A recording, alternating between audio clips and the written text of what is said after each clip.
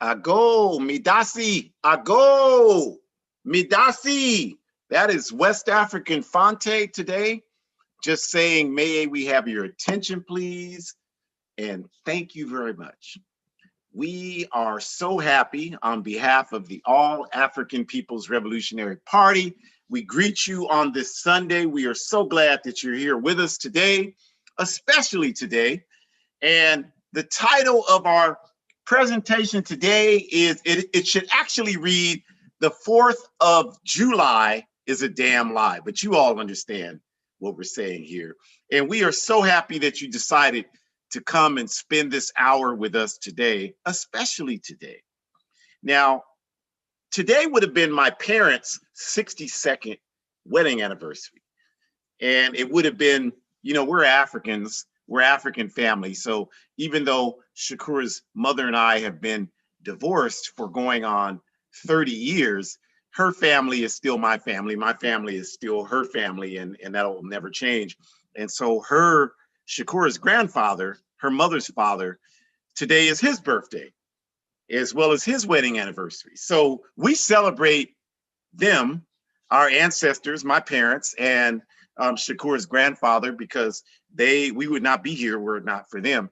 But aside from that, we are here to talk about the hypocrisy of this day today. So we are so glad that you came here to join us. We hope you're able to achieve your highest level of mental, physical, and spiritual health today. We really hope that you're able to do that.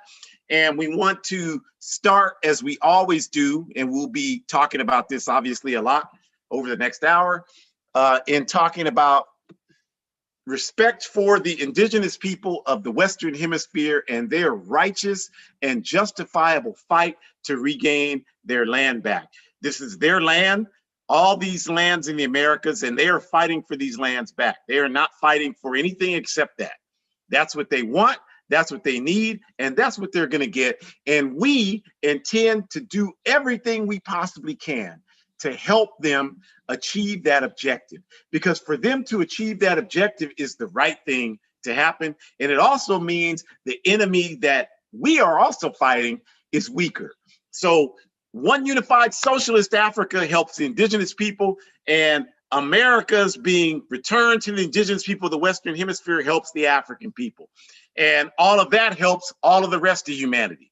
So we stand in complete and uncompromising solidarity with them today. And we will talk about that a lot throughout the next hour. And also, of course, we stand with our African ancestors who, on this day, the ancestors have been speaking to me powerfully all day from the moment I woke up. In fact, they woke me up this morning. They were like, "Get up. You got work to do today. We got a message to deliver." And I so much appreciate that, because I recognize that I could not live and breathe were it not for our African ancestors who fought diligently. And they were not confused. They knew they weren't Americans. They know we're not Americans today. And they understand that. And they woke me up this morning. "African, wake up. You got work to do today. This is not your place of identity. You got work. We got to wake our people up." So I'm so thankful for our ancestors for providing that spirit. I'm full of spirit right now because of them. And I'm so thankful for their sacrifice. And all we can hope to do is humbly pay it back. And that's what we humbly attempt to do over this next 56 or 7 so odd minutes. So we thank you for joining us today while we talk about this major contradiction, why it exists, and hopefully provide you, well, not hopefully, we certainly will, provide you with some talking points for how to talk to your family and friends about why you think that this day is representative of everything that's wrong on the planet Earth. And that's what we're here to do today. So we thank you for joining us so that we can do that. And we start, as we always do, with our introductions. Ahjamu Umi is my name. So for those that want to issue death threats and do all the things you always do, at least get the spelling. I told somebody, like, if you're going to threaten me, at least get the spelling of my name right, so you know exactly who you're talking to. Like, don't put some respect on the spelling. So Ahjamu Umi, longtime organizer, All African People's Revolutionary Party, honored to have celebrated my 37th year working diligently in this organization. And I doubt it, but I hope I have another 37 years to work in this organization. However long I have, that's what I'm going to do, because I believe that this organization has identified the solution to the problems that African people face in over 120 countries all over the world. And joining me, as always, for our 71st consecutive week doing this is my amazing daughter, Shukura, who, as it says on the screen, grew up in the All African People's Revolutionary Party's Young Pioneer Institute and has made the decision to participate as an adult in the APRP, as well as finishing her PhD so she can use her studies to further advance our people's forward progress. So just honored to be able to share this and many spaces with her.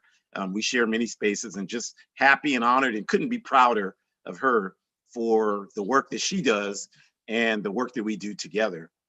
And again, the All African People's Revolutionary Party has an objective.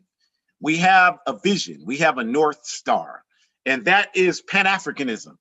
Pan-Africanism. All of Africa, all Africans.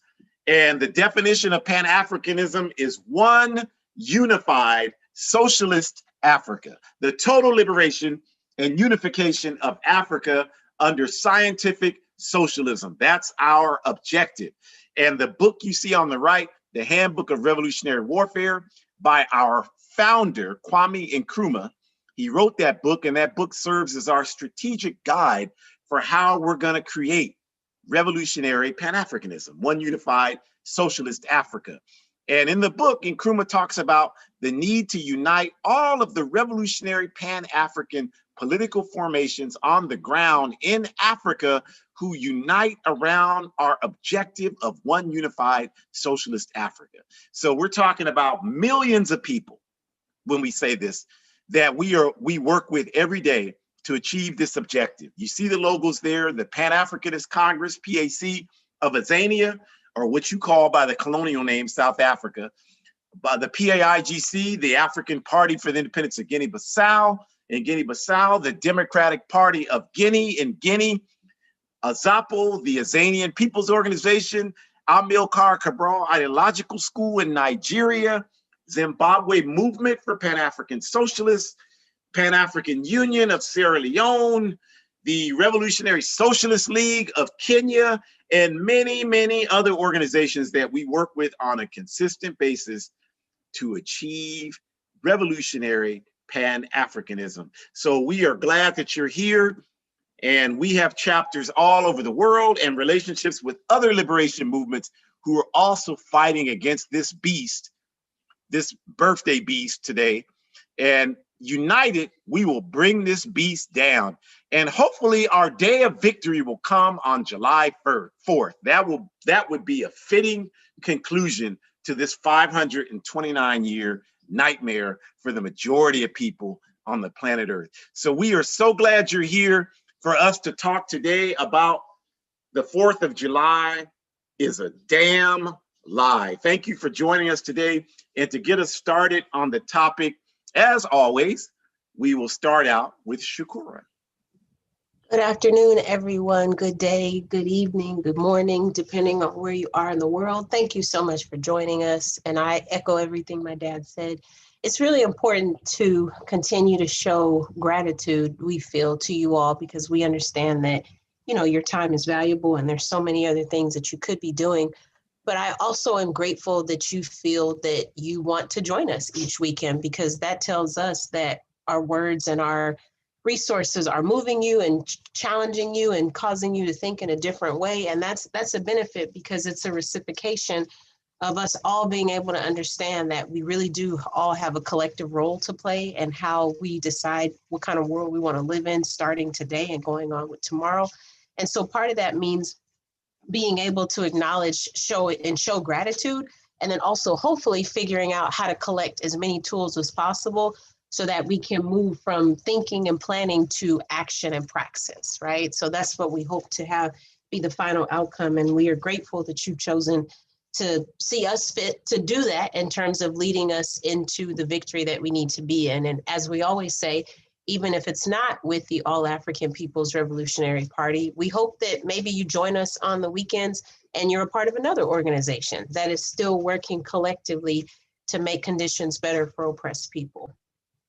I'm really excited to talk to you today about this topic, and I know I've said that before, but this topic in particular is always a special phenomenon, if you will. Like, I'm always interested in studying it and understanding it more, which requires me to unpack, and I look forward to unpacking with you. So come along with me on this journey.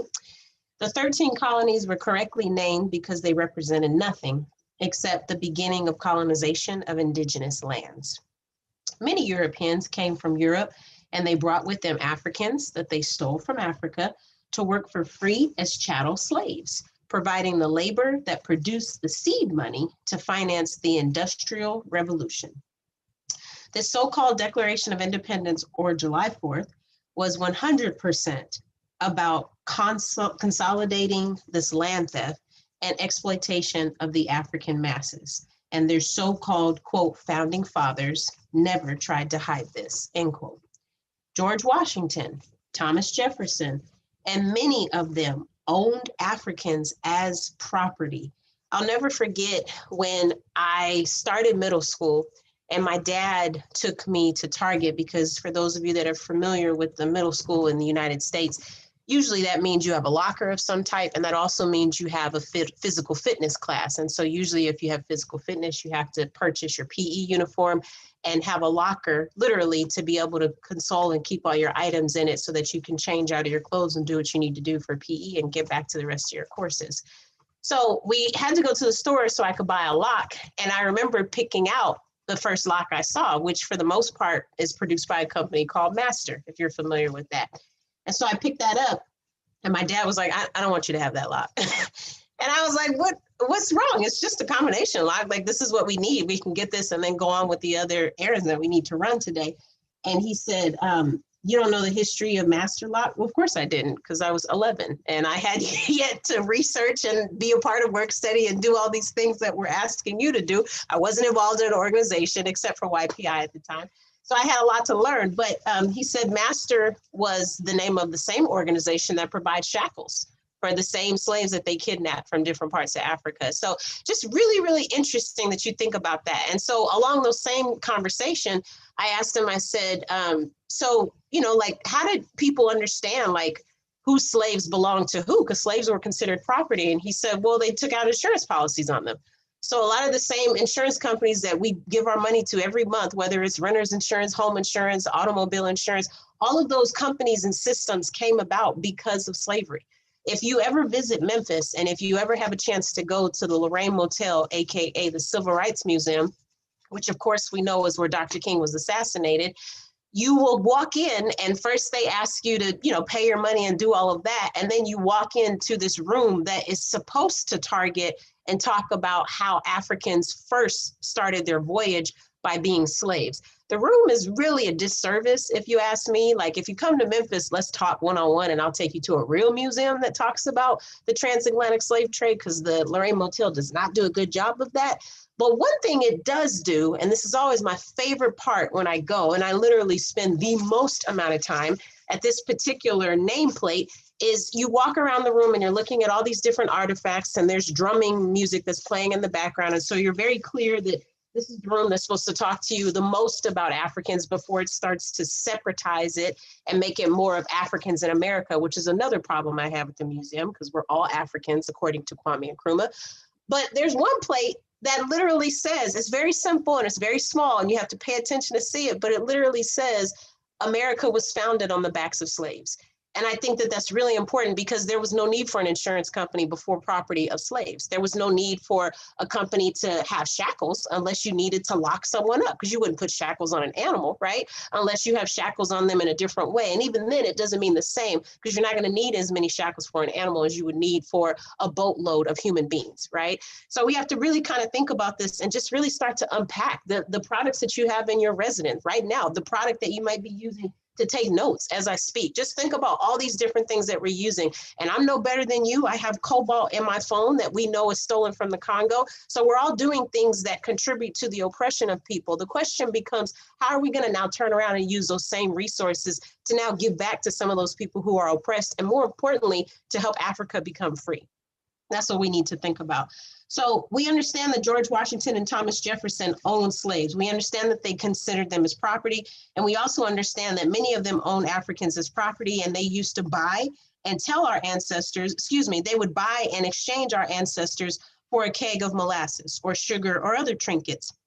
The Constitution, the result of the Declaration of Independence, never acknowledged Africans or indigenous people or even European women identifying people as human beings. None of those group of people were considered human beings. And the amendments, like the much talked about Second Amendment, was only written to ensure the systemic European terror against the African and indigenous masses would be protected by law.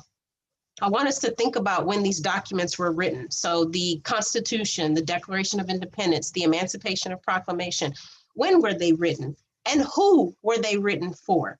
Now think about, if you are an African, how you always were considered a resource. You were never considered a part of the document's participating population. Like, the document wasn't targeting you, is what I'm trying to say. The document was never supposed to make your life better. You were a means to an end, and you still are to some extent. And so we have to understand the Emancipation, the Constitution, all of these documents were written because they saw us as ways to make their lives better. It was never for us to be included in that conversation. If you think about how the Congress became to be assembled, if you think about the House of Representatives, everything that literally builds this country, as I just said, started with slavery, which means it started with kidnapping, raping, killing African people and stealing from indigenous people and claiming a piece of land that was never yours to claim from the beginning, which is all based on lies and mistruths. None of it is based on humanity. None of it is based on love or life or any of the things that have helped us to get to this point. So we have to keep reminding ourselves of that, which is why I don't understand why a person of African descent would celebrate the same holiday that literally celebrates killing you and taking you from your natural home. And I just want us to think about that for a minute. This country and everything that it represents is not benefiting you because your race, your class, or maybe even your gender has gotten in the way of you being beneficial from that. When my grandmother was living, she used to always say, we would, talk about her about different exposures of racism that we had experienced. And I was too young to really talk to her about that, but she was very wise beyond her words. And I'll never forget when she used to say, my dad would make a comment and say, oh, well, so-and-so said this to me. And, that really bothered me because he was a white supremacist and he said X, Y, and Z. And then she would sit back and say, well, you figured you should be out somewhere picking cotton. And I never understood when I was younger, I never understood why she would say it in such a calming, demeaning connotation and tone if you studied communication analysis. But she really meant, like, we're not supposed to do anything but be slaves. That was all we were ever supposed to do. And the fact that we have evolved just a tiny bit is a threat and cannot be accepted, which is why we are now considered targets and literal death threats, literal targets. And so I'll never forget her saying that because she wanted to make it very clear, well, they figure you should be out picking cotton. They don't think that you should be out trying to get an education to advance the masses of people.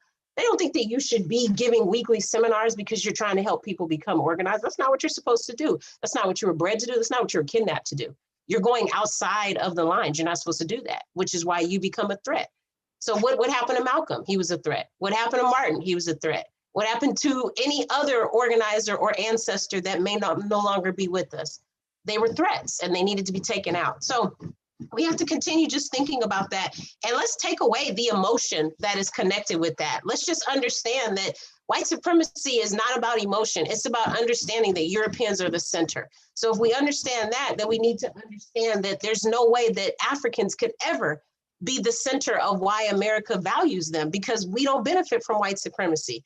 We promote it and we suffer from it, but we do not benefit from it. So we have to understand that and stop trying to protect something that was never ours to begin with in terms of protecting, because we were taken from what we should be protecting. Next slide, please.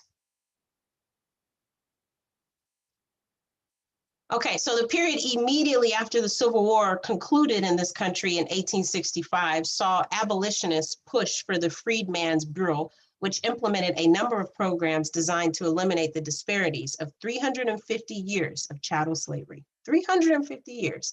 Still, during this period, the conditions of the indigenous people were not designed to benefit from the Freedmen's Bureau, and the Bureau itself was effectively destroyed with the 1898 Plessy versus Ferguson Supreme Court decision that institutionalized, legalized discrimination, i.e. Jim Crow. This period saw that the Ku Klux Klan rise to such a level of prominence in this country that even to this day, there are many monuments, parks, or even schools and or institutions within schools named after Klansmen. I'll give you an example. Nathan Bedford Forest Park is 2 hours and 16 minutes from me here in Memphis, Tennessee.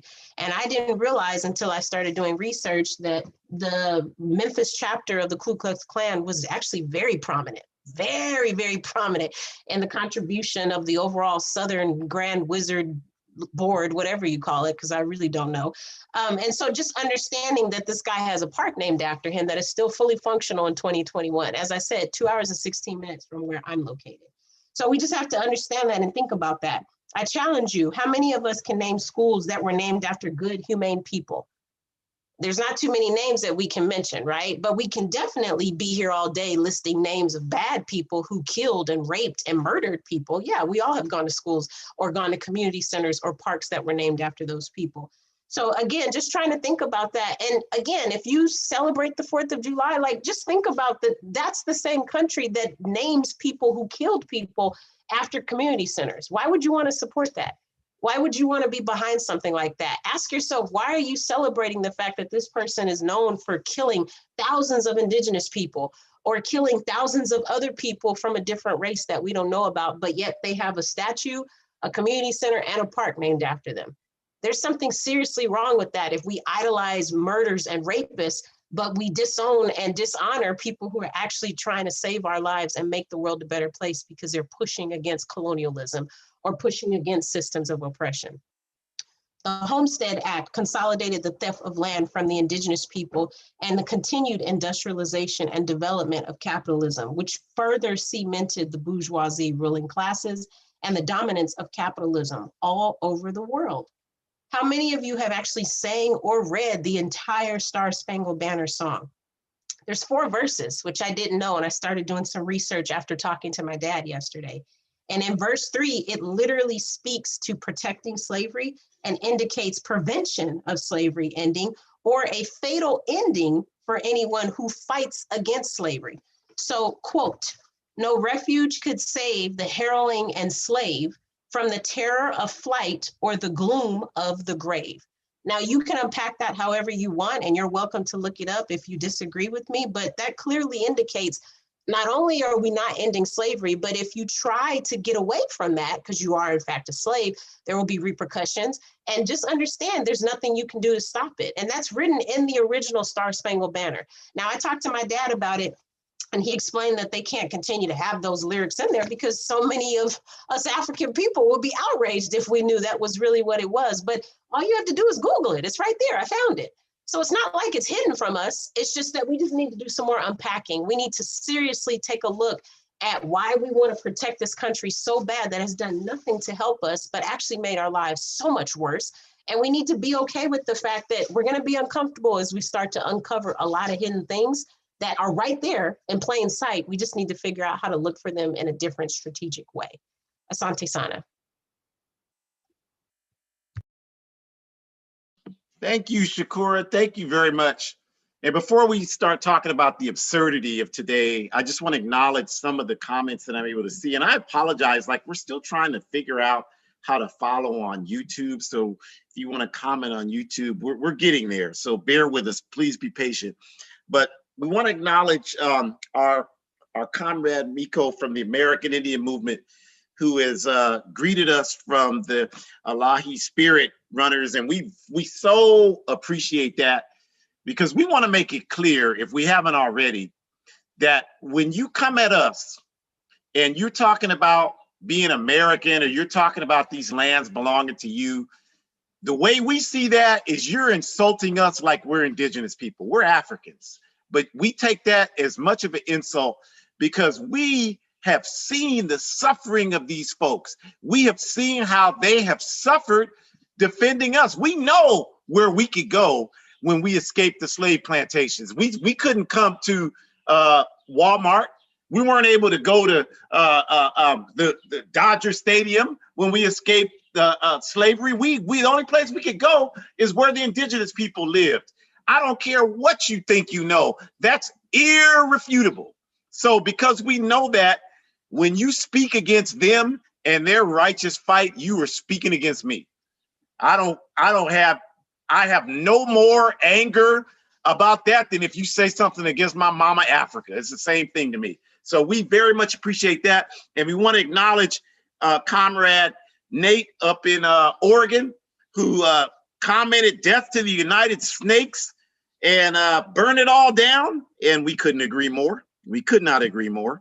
So, you know, this show here is not for the light of heart or people that and then Comrade Manning said, burning a flag as we speak. Yeah, you should burn as many of them as you possibly can today. I already took care of that earlier. I get up, the ancestors woke me up. I told y'all, they said, you got to get up and do work. And they said, first thing you need to do is burn that flag, get your spirit in the right place. So I did that this morning. I did that out front. People walked by and I looked there, I dared them to say something to me.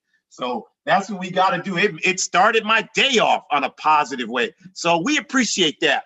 We definitely appreciate that and respect the fact that people recognize that and are not, you know, being intimidated by all of the reactionary propaganda. So let's talk quickly about the absurdity of today, of what this ridiculous day represents. And the first point we want to make is that there can't be any celebrating of an empire. And it doesn't matter, like you have to, if you, those of you that study psychology, you know this, right? Like if they establish a day and say, this is our day of celebration, you can come and barbecue and do whatever you want. And you could say as much as you want, I'm not doing it for that celebration. I have my own celebration over here. You could say that to yourself as much as you want. The bottom line is that somewhere in your subconsciousness, you are acknowledging what they're putting the day out there to represent.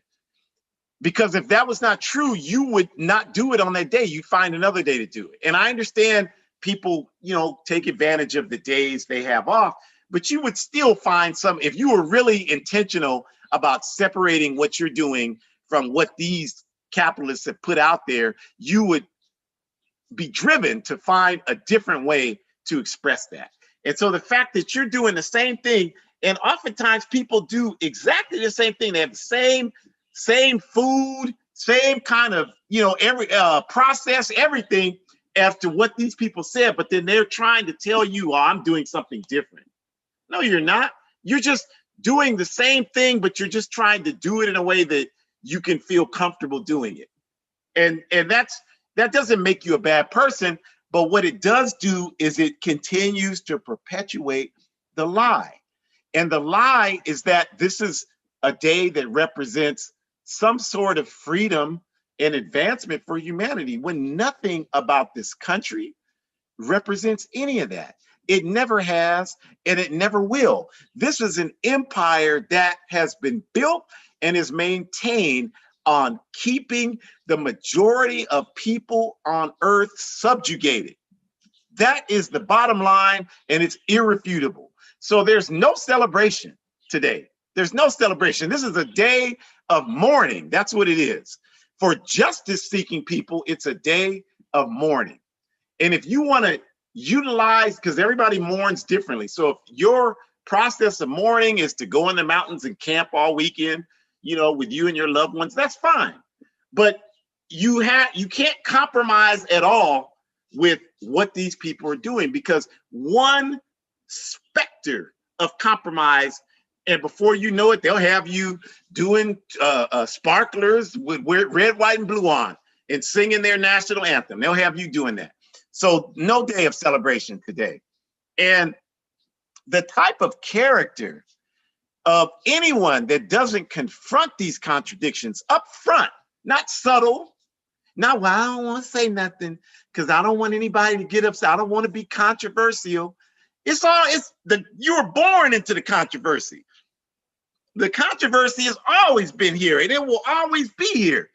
So how come, what's the problem with standing up and just pointing it out? What is the issue with that? The issue is too many of us are cowards. That's all. We don't want to be placed in a situation where we're uncomfortable. We'll permit anything to happen as long as nothing happens that makes us uncomfortable. And that's the problem. That's why we're in the situation we're in today. And what we're coming to tell you is that if you're not constantly uncomfortable, then you ain't doing nothing. If you are not constantly uncomfortable, then you ain't doing nothing. Why do you say that, Ahjamu? Because this is a backward and corrupt society. So if you're trying to say you're a person of justice, how the hell are you going to be comfortable all the time? That's an oxymoron. That's a contradiction. In a society that's backward, that's based on human suffering, if you're a person of justice, you have got to be uncomfortable all the time. And I'm saying that to you because I spend 99% of my life uncomfortable. I'm uncomfortable all the time. I'm always dealing with people slandering me. I'm always dealing with people trying to sabotage. I'm always dealing with that. And you know what? I'm comfortable with that because I recognize that the minute those people accept who I am, that's the day I need to die. Because I'm not doing anything to make myself worth being here. I'm certainly not honoring these ancestors that have been talking to me all day. And I know the way I'm talking scares some of you because you're scared. You're scared of everything. Everything scares you. You know, but that's okay. You got to learn to deal with that and work through it and stop acting like you're dealing with it and working through it and actually do it. And you'll feel so much better. A lot of the depression people go through is because that's a part of your psychology upset with another part of your psychology because you don't have the courage to stand up and do what's right. And the minute you do that, you will feel so much better. It's like Frantz Fanon talked about. It's a liberating psychological process. So practice that. Practice standing up. Practice that. You should have a percentage of people that disagree with you all the time. If you're priding yourself on never having any conflict, you ain't worth a damn. You should always have conflict. In this society, you should always have conflict. And you should be looking for the conflict. I'm not trying to say you should walk down the street cussing people out, but what I am saying is that you should be looking to challenge the contradictions in this society. You have to do that. If you're not doing that, you're just not a person worthy of respect, period. That's just all there is to it. You cannot hesitate in doing that. You have to do that. Well, I don't know how I would do that. Well, then you got work to do to get yourself to a point where you feel comfortable doing that. You will feel so much better. I'm telling you, people, I'm tired of people telling me, man, you look so good for your age. Man, you're in great shape. You look so black, don't crack. Like I'm just sitting here and how I live my life has absolutely nothing to do with any of that.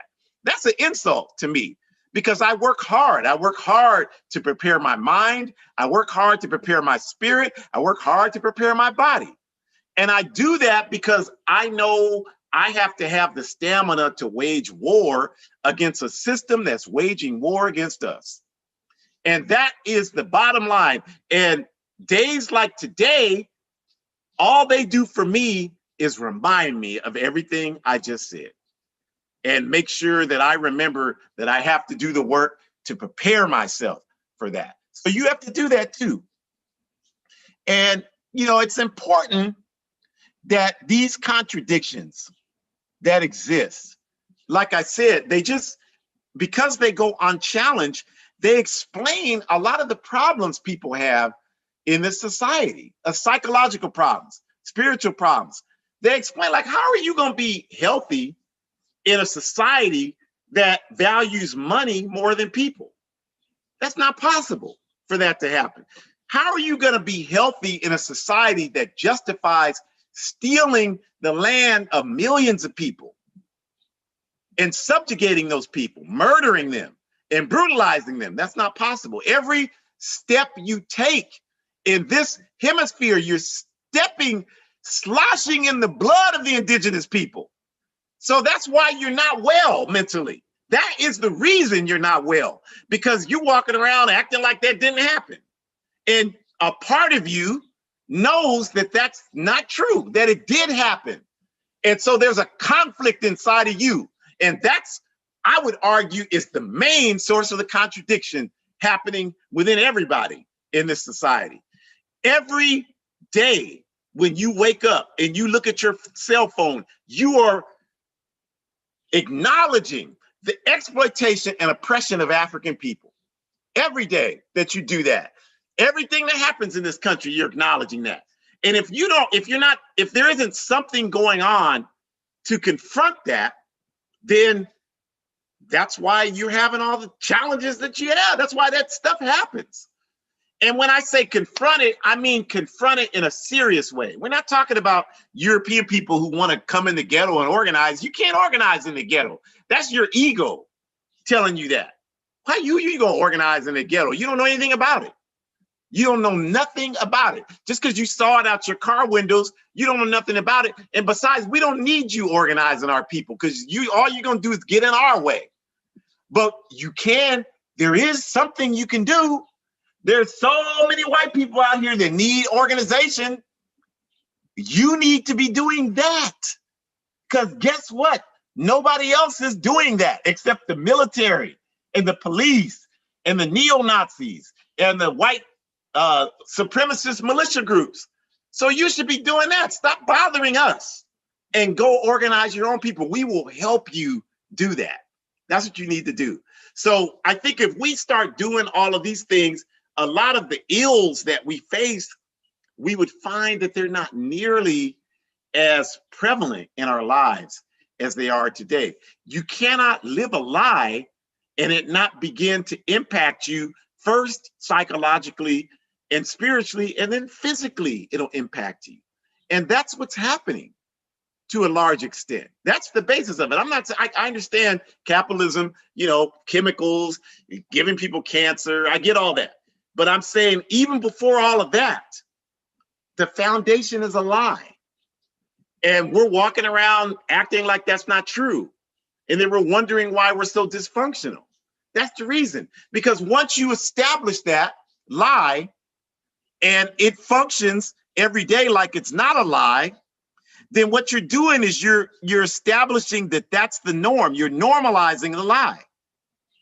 So by doing that, we create this atmosphere where telling a lie is okay, because the very fabric of this society is based on that. So there's nothing wrong with telling a lie. So everything becomes a lie. So if you want to understand the phenomenon of politicians, for example, right? Like Trump is a manifestation of the history of this country. Everything's a lie. So of course he can get up and lie every day and people believe it. If they believe that this is a free and democratic country, of course, how is it hard for you to connect those dots? That's what that is. That's it. That's all it is. If you can tell yourself that, well, everything is, white supremacy is bad, patriarchy is bad, but I'm white, I'm a white man, and I have it just as bad as everyone else. That's a lie. That's a lie. It's not true. As a man, I have it better than most women and women identifying people, most people who don't identify as men. I have it better than them. And I need to acknowledge that. And I need to fight against that.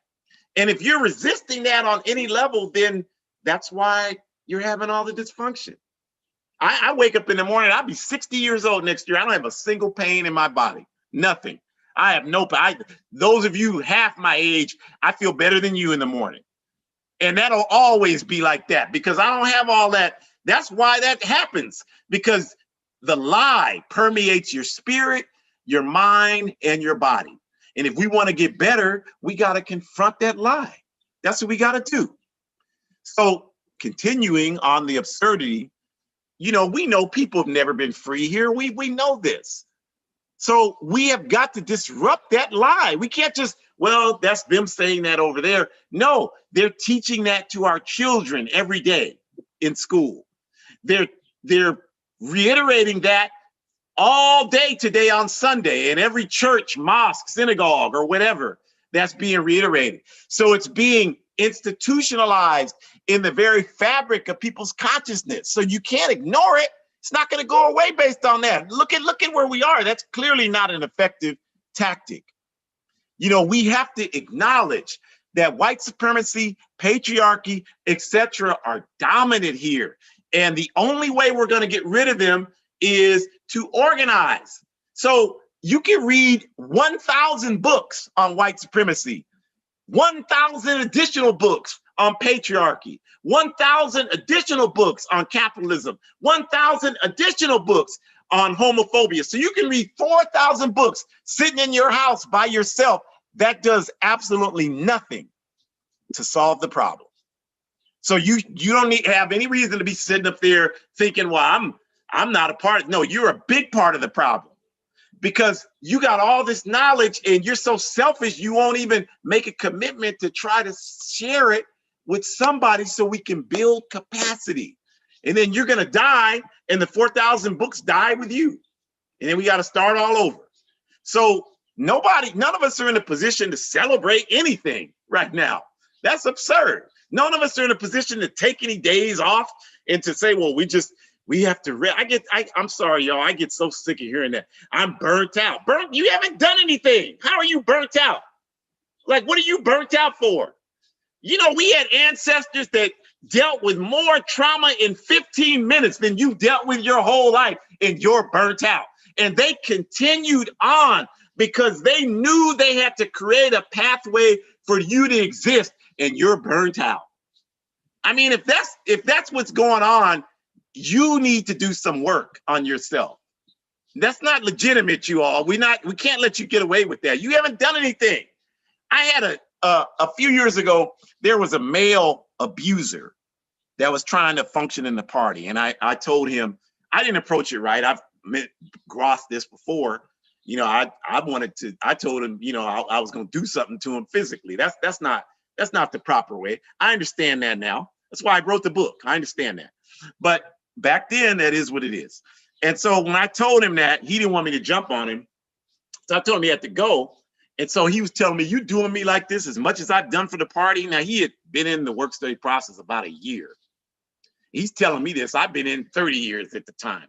And I said, you haven't done nothing for the party. Who the hell are you? What have you done? You haven't done anything.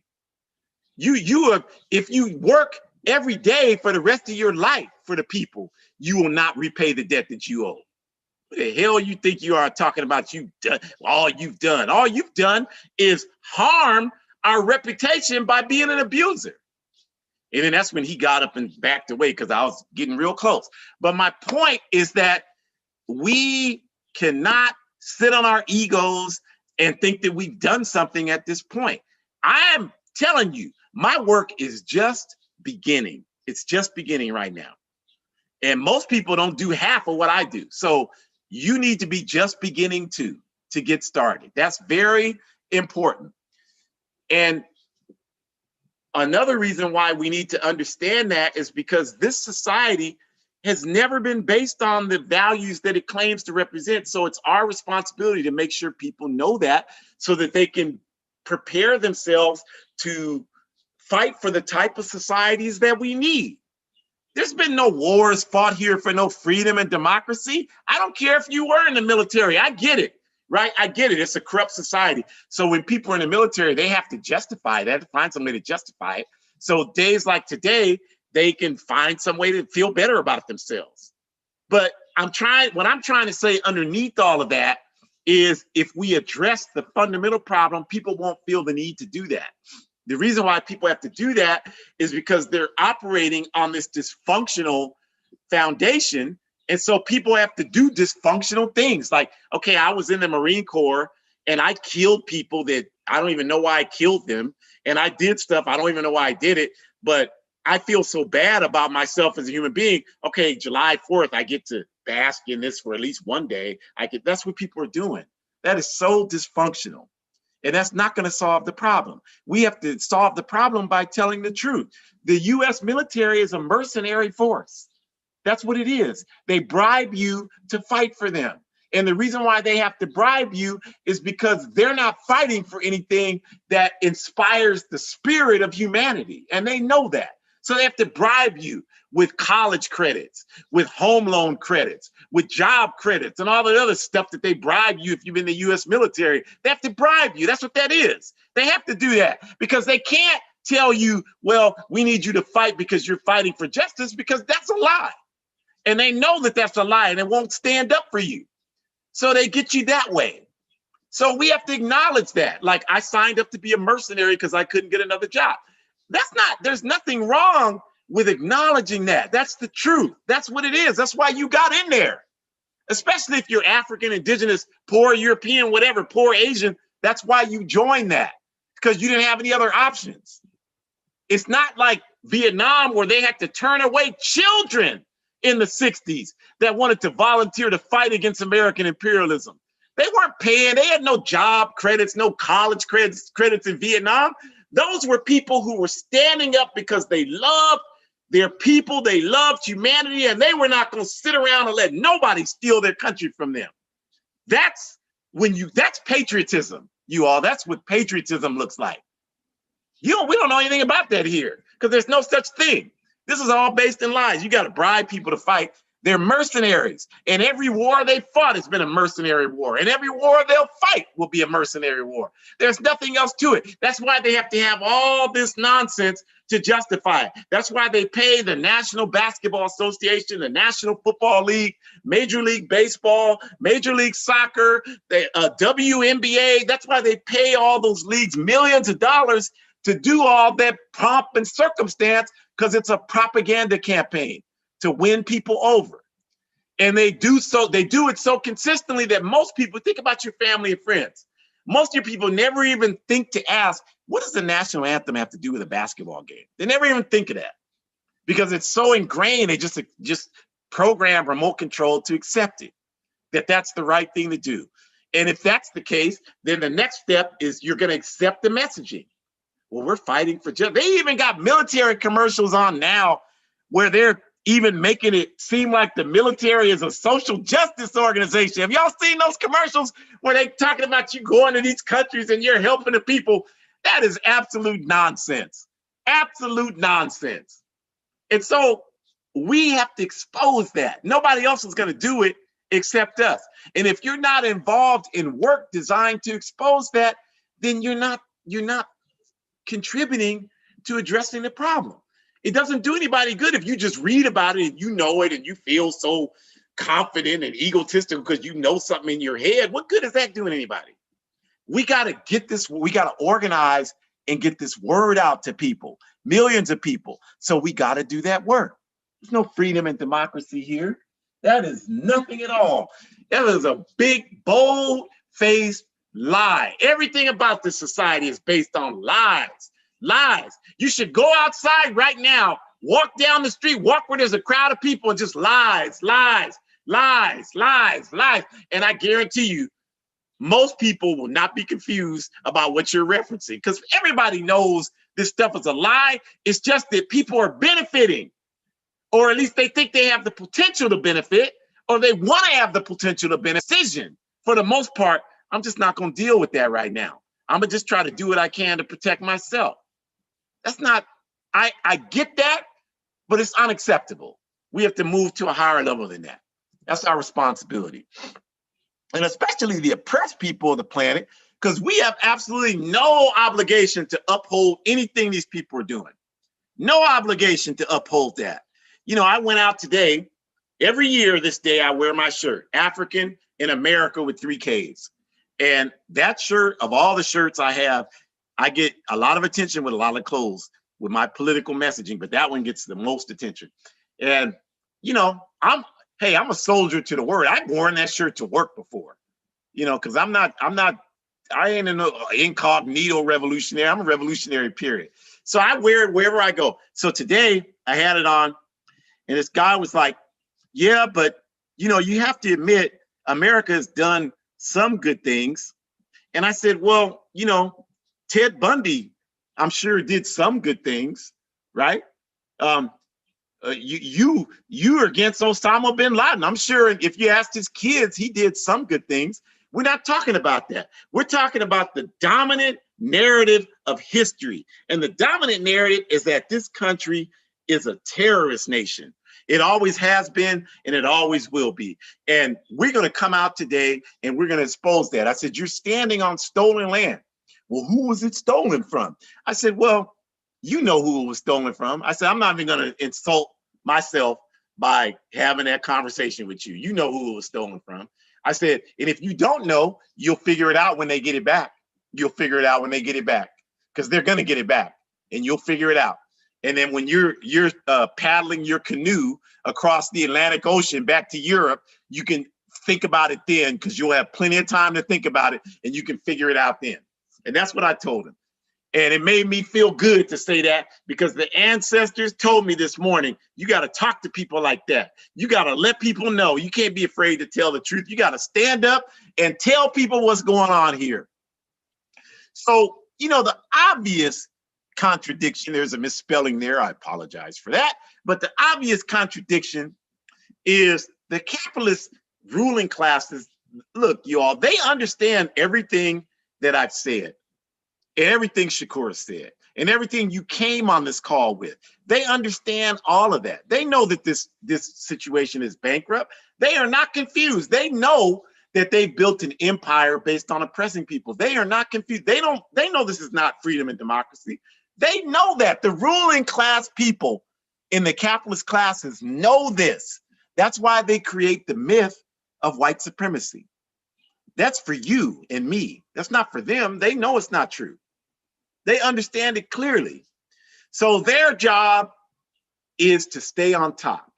And because these people don't have morals, then they don't care about what they've created. The only thing that matters to them is staying on top. So they'll use any tactic to do that. They don't care if they kill millions. They sleep fine at night doing that. That's who you're dealing with. So that's who they approach this, is that they have to do something by any means necessary to maintain their dominant control over the planet Earth. That's their approach. And you're on the other side of the fence, and your approach is going to be, well, I'll just, think about it sometime, and then the rest of the time I'll just get high. And you think you're going to win against them? You think that somehow you're going to come out on top against them? And your approach is 5% against 100%. That's why we're in the situation we're in. You all, that is the reason. Right there.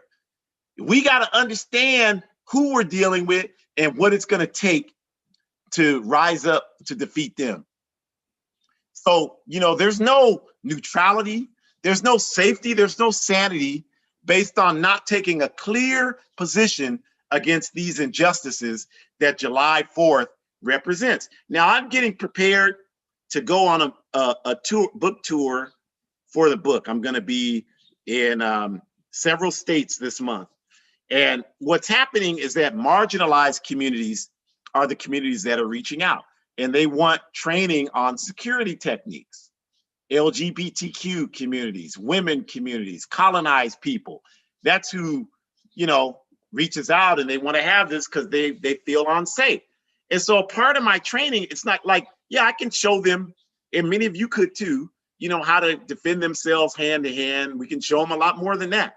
But that's not the main basis of it. The main basis of it is the first part that I present to them.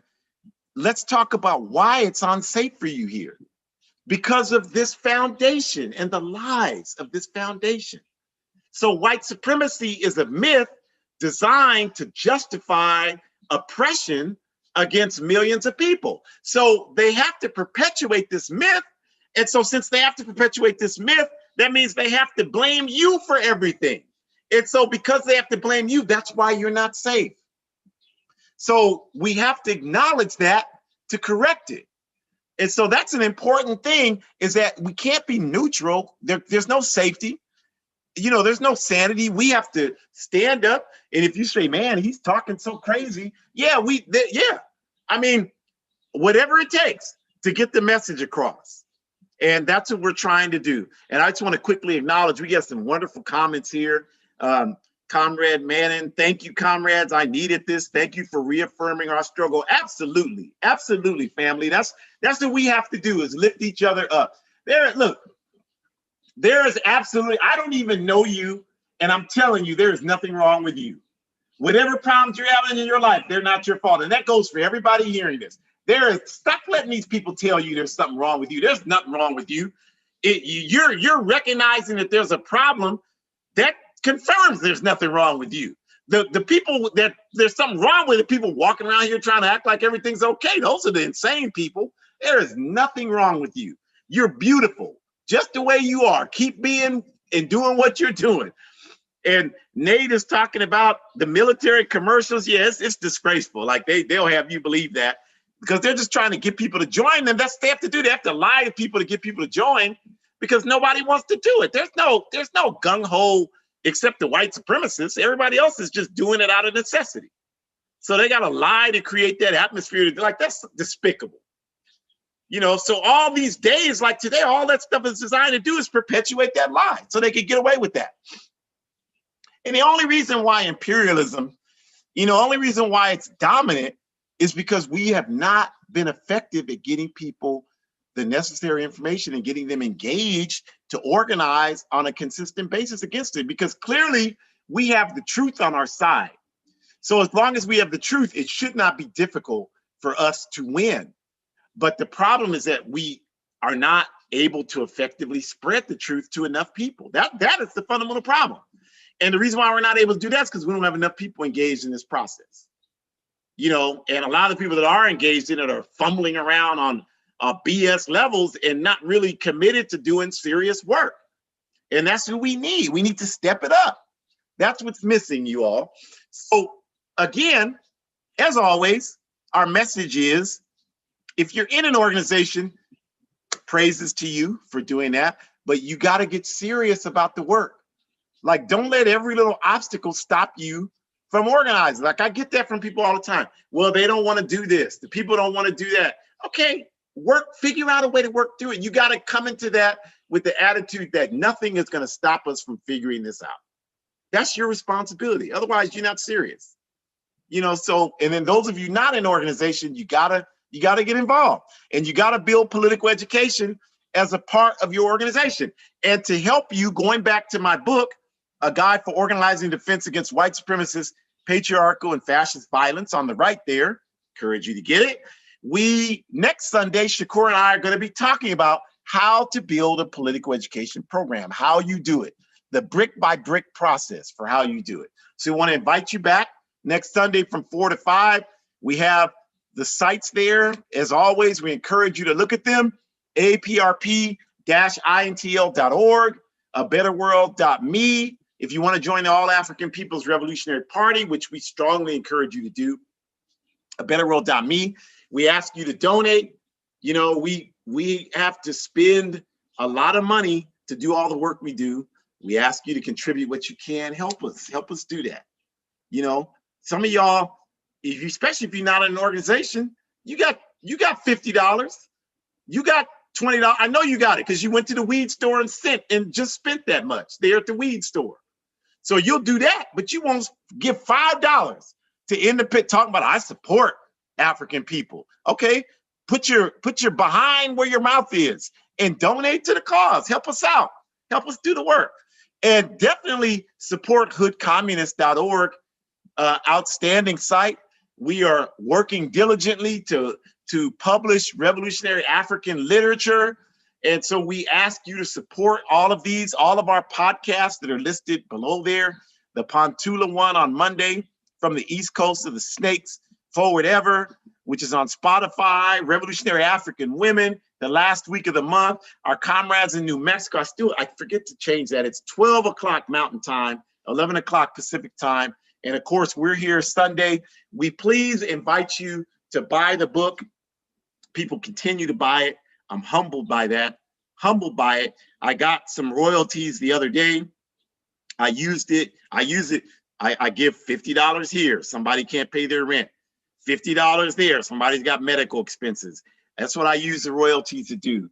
and I support all of that that way. So when you buy books, that's where the money's going, and we appreciate it, and we will work with you to build capacity around the book. So we hope you get it. A Guide for Organizing Defense Against White Supremacist, Patriarchal, and Fascist Violence. We have a comment from Brandon. Complying with the status quo without questioning it is delusional. We could not agree with you more, family. Thank you for saying that. Our comrade Linton, who's always so supportive of our work, and we appreciate you very much. African, saying forward to victory, build the APRP. We appreciate that so very much. It means so much to us. We appreciate each and every one of you. Remember, don't let these people tell you that you don't have any value. You have. If they're telling you that, it's because you have so much value, and we appreciate your value, and we need you. You're going to be a critical part of our fight to get free. So leave this right now and feel up about yourself. Celebrate that. That's what you need to celebrate, that we're going to win. We're going to organize. We're going to wipe these people out. And I don't care how much fireworks they put off tonight. That has nothing to do with the fact that their days are numbered. They know it, we know it, and they know we know it. And they know we know that they know it. So victory is on the horizon for us. Stay strong, you all.